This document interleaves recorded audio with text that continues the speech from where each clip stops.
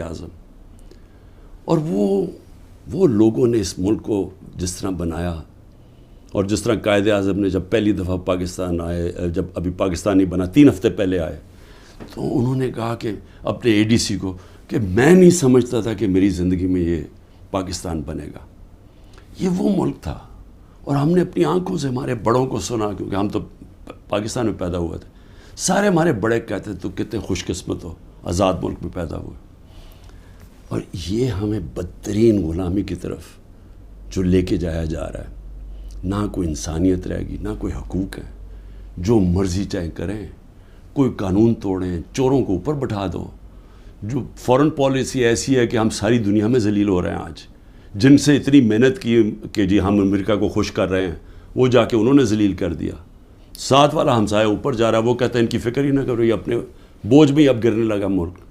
اور اس وقت انہی لوگوں کو جو 30 سال سے اس ملک کو، اس ملک کی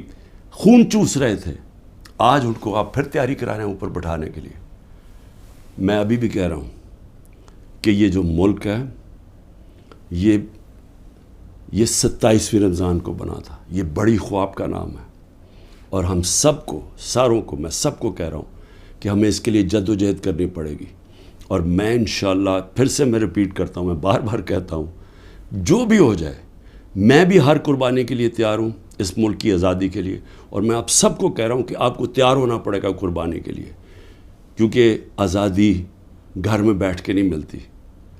زنجیریں گرتی نہیں ہیں، توڑنی پڑتی ہیں، جد و جہد کرنی پڑتی ہے۔ پاکستان زندہ باد۔